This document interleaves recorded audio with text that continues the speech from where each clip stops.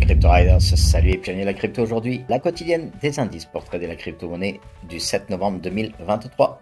C'est parti. Vous pouvez nous rejoindre sur eToro, sur Twitter, sur le Discord. Vous êtes les bienvenus dans la Crypto Family. Et concernant la vision globale du Bitcoin, je vous rappelle que les bottoms de bear market sont identifiés dans la zone entre ces deux lignes horizontales. Je vous ai indiqué également notre indicateur ici qui est rouge durant toute la phase d'accumulation et de bear market et qui passe bleu pendant la phase de bull. Avant de passer bleu, il passe d'abord un petit peu orange et orange comme ici.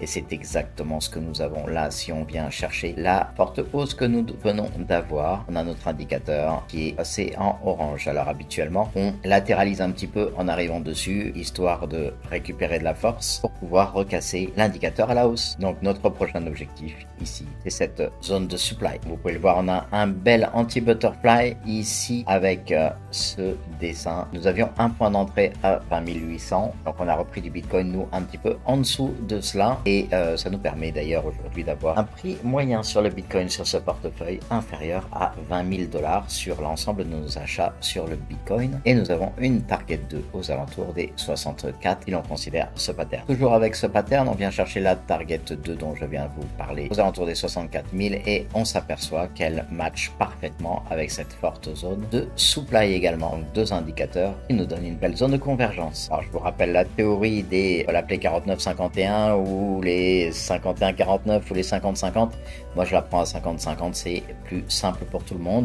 Et à partir du dernier point haut jusqu'au halving, du dernier point haut jusqu'au halving, du dernier point haut jusqu'au prochain halving prévu, on a une sorte de courbe en V avec aux alentours des 50-50 le point le plus bas, aux alentours des 50-50 et aux alentours des 50-50 le point le plus bas, considéré comme étant notre bottom pour ce cycle. Et au niveau du point le plus bas, c'est là que nous avons l'écart en fait entre les deux lignes que vous avez ici. Le point le plus bas, on a l'écart max entre les deux lignes, et le bottom, on a l'écart max entre les deux lignes. Ensuite, on a tendance à venir se resserrer comme à chaque fois, puis on s'ouvre de nouveau un petit peu. Donc ce que nous avons ici, et une fois que la deuxième ouverture est faite, ensuite, on ne fait plus que partir à la hausse. Donc, en général, dans les 4 à 5 mois qui suivent les halvings, on se retrouve avec de très très fortes hausses. Donc, on imagine le halving aux alentours du mois d'avril. C'est pour ça que je m'attends à une très forte hausse du Bitcoin et de toutes les crypto-monnaies à partir du deuxième semestre 2024. Pour ceux d'entre vous qui êtes déjà là, vous avez vécu une hausse ces derniers temps de 126% sur cette année. Et ça paraît beaucoup, mais en même temps, c'est rien du tout, en fait, sur le Bitcoin. C'est rien du tout sur la crypto-monnaie. Vous voyez, ces hausses, c'est à peu près ça. On a à peu près ça. Regardez, on a à peu près ça. C'est vraiment rien du tout par rapport à une hausse qui vous emmènera beaucoup plus haut. Donc, sur notre schéma de ta séance, comme on l'avait annoncé, on devait venir rechercher tranquillement, retester la ligne de coup. Donc c'est ce que nous avons aujourd'hui. On reteste cette ligne de coup pour pouvoir ensuite repartir à la hausse, décharger de tous les leviers. Sur le Bitcoin, en une journée, on peut voir notre ligne de coup à 33 160 avec une belle diminution du momentum sur le Bitcoin. Donc pour ceux qui souhaitent prendre un petit peu de profit, eh bien ça me paraît pas idiot du tout maintenant. Et le Bitcoin en 3 jours, donc on est bien sur notre correction de vague 4 à l'intérieur de la grande vague 3 orange, exactement comme prévu, avec ensuite une prochaine hausse pour une forte correction qui devrait nous ramener à peu près dans les mêmes niveaux et ensuite repartir pour une dernière vague 5 potentielle. La dominance en 3 jours, eh bien comme prévu, on est venu corriger à ce niveau-là et notre correction s'est fait en A, en B et en C. Notre C, comme vous pouvez le voir, était en 5 vagues, et donc là on commence à rebondir et à avoir la possibilité de repartir à la hausse. On aurait donc une vague 1, une vague 2, une vague 3, une vague 4 et maintenant une vague 5 potentielle pour venir chercher notre deuxième objectif au-dessus des 57%. Le TH contre le BTC, comme on l'avait dit, on arrivait sur la zone de support pour un fort rebond, donc logiquement on devra avoir un rebond de ce type là à venir pour pouvoir venir chercher la zone haute de notre canal descendant. Sous-entendu, le TH pourrait leader les crypto-monnaies pendant que le Bitcoin lui latéralise simplement ou corrige un petit peu. On peut avoir du coup des alts qui surperforment et on va aller voir un petit peu plus loin du côté de notre Fear and Greed Index, mais également de l'altcoin et Bitcoin Season Index. On va regarder garder ça si tout est conforme. Au niveau du VIX, l'inquiétude sur les marchés, écoutez, on a fini notre vague descendante 1, 2, 3, 4, 5.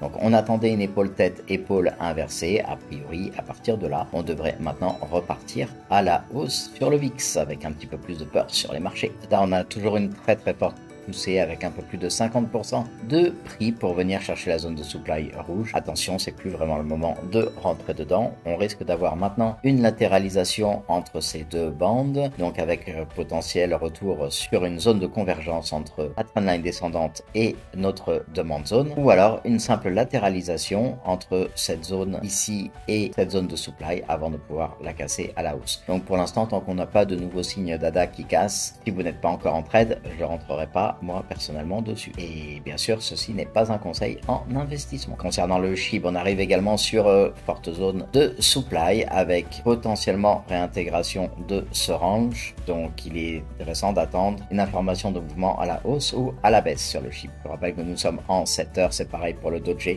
On arrive également sur forte résistance avec potentiel range pour celles et ceux qui veulent s'amuser à trader l'intérieur d'un range. PAX, il nous resterait un potentiel 15% à prendre. On vient de faire le break-off structure de cette zone de supply. Donc l'idée, ça serait quand même d'aller un petit peu plus haut et de récupérer la liquidité qui pourrait être là avant un prochain mouvement. Lunk, écoutez, Lunk c'est pareil, il reste environ 17% à la hausse.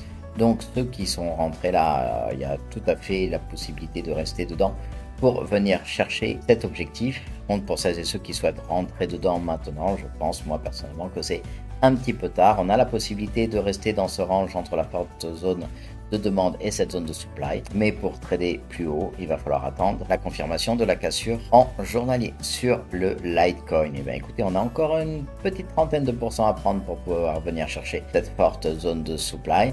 Ce qui pourrait être intéressant, c'est ici de venir chercher la trendline, un rebond et l'attaquer pour la casser et venir chercher la zone de supply. Être passé au-dessus de cette trendline pourrait être intéressant et c'est très certainement ce que va faire le Litecoin. Et le Neo, donc toujours le Neo contre l'USD en 3 jours, le Neo face à l'USD en 12 heures. Vous voyez qu'on a une petite perte de momentum ici avec une forte baisse du volume. Prendre des profits ne serait pas totalement idiot. On arrive sur forte résistance, donc passer en range ou faire une correction maintenant paraît tout à fait cohérent. Matic, on est à la cassure, on a encore une vingtaine de pourcents à prendre.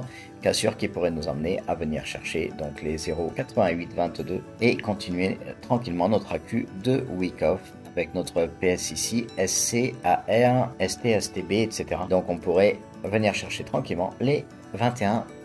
Alors sur le RSI, nous sommes passés de 56 à 53 en moyenne pour la globalité de nos cryptos. Vous voyez qu'on n'a plus grand chose en zone d'overbought, ce qui est très bien pour nous. La plupart des cryptos sont maintenant en zone neutre, avec même quelques cryptos en week par le TRX. Vous n'en trouverez pas sur eToro. Voilà, donc c'est parfait pour nous. Ça veut dire que toutes les cryptos tiennent parfaitement leur niveau, voire même sont en légère hausse sur un joli refroidissement, avec la possibilité de partir beaucoup plus fort rapidement. Pour celles et ceux qui apprécient cette quotidienne crypto et qui retiennent des informations intéressantes, n'hésitez pas à liker et activer la petite cloche pour recevoir toutes les vidéos. Calendrier économique aujourd'hui, on n'a aucune information intéressante. Contre pour demain, on a le discours de Powell, président de la Fed, à 15h15 et également les chiffres du stock de pétrole brut qui peuvent être intéressants et jouer sur le Nasdaq et sur le SP500. Retour sur investissement du Bitcoin. En novembre, on est à 0,17%. Le mois est très loin d'être fini. On peut encore avoir du joli vert. Quant à l'Ethereum, nous sommes à 3,74%. L'Ethereum prend le dessus sur le Bitcoin. Ça se confirme également sur les chiffres.